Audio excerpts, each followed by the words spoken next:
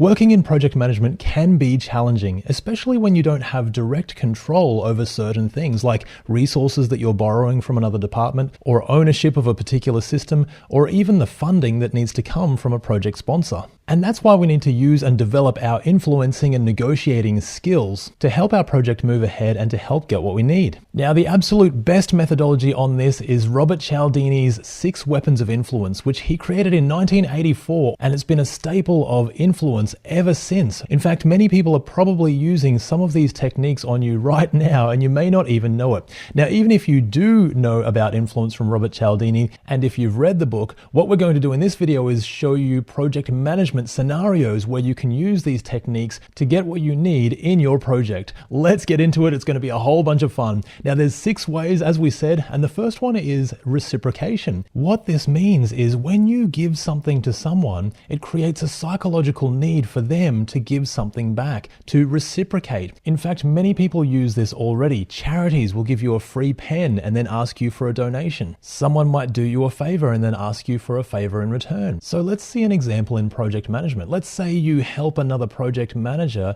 with some of your resources from your project to get one of their features across the line. In fact, this actually happened to me in my project management career, and it was someone doing a favor for me. So I actually needed to get a feature across the line, and they came to help, and they gave me some of their resources in order to help get it across the line, and we were very successful. And really that created a little bit of indebtedness from me to them. In fact, I went out of my way to help them in any way I could in the future. I really felt the need to reciprocate. And Robert Cialdini gives an extra tip in his book, Influence. If you do something for someone and they say thank you, you can say, I'm sure you'd do the same for me. That sort of sets up that reciprocation for the future. Such a great tip, especially when you don't own anything directly. The next one is commitment and consistency. Now again, you may have heard of this from the book, but what about a project management environment? Well, we're more likely to say yes to a request if we believe it's consistent with our previous actions, or even if it's consistent with our identity. So what does that look like in project management? Let's say you need to improve a system in your organization, but you don't have any resources or support to get the job done. What can you do? Let's use commitment and consistency. We could present a survey to the team asking for improvement ideas to their system. It's just a little bit of time, a little bit of effort. They take a small amount of time and give you multiple ideas to improve. But then, if we ask for volunteers to help with those changes in the project, they're much more likely to come forward. After all, it was their idea in the first place, and they've already made a small commitment, and they want to be consistent with that commitment. How cool is that? But not as cool as the third one, which is social proof. Now again, you may have heard of this already many times in marketing or in product development, but what about in project management? We're more likely to say yes to a request if we believe that everyone else is doing it too. We look for that social proof. Now, a project management example. Let's say your project is delivering a new system to frontline staff, but they don't want to take on that new system. They're very resistant to that change. What can we do? We can show a little bit of social proof. If we deliver it to one team at a time and show them how to use it and find some success stories, all of a sudden we can share those success stories, and the people actually using it can share those success stories. Now they start seeing that social proof, everyone else is doing it, and they're much more likely to come on board in the future, to be less resistant to it because of that social proof. Such a wonderful, wonderful thing, but not as good as the fourth one, which is liking. We're more likely to say yes to a request if it's from someone that we like. Now, this makes so much sense, of course, doesn't it? Have you ever had a stranger come up and ask for you for something, and you're like, oh, maybe not really. But from a friend, if a friend asks you for something, of course, we're more likely to say yes. But what about in a project environment?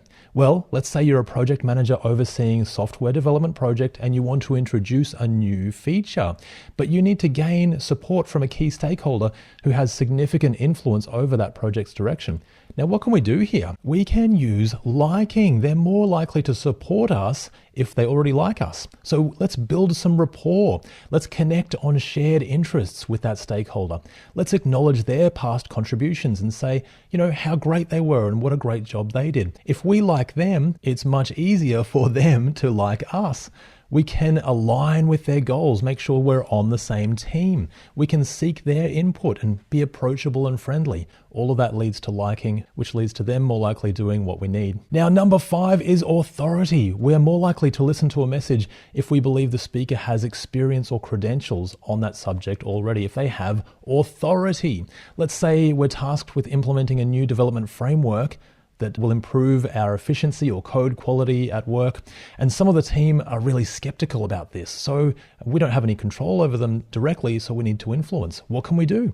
Let's use authority. We could share our credentials and experience. If we've done this before, we can say, hey, it worked here and here's how we did it. We could present our background. Maybe we've got certifications or training in this particular area. We could reference industry standards. This industry has a standard way of doing it and it's working for everyone else. We could show successful examples. And authority, again, we could have executives maybe above us, maybe they're endorsing this, and that's where the authority comes from.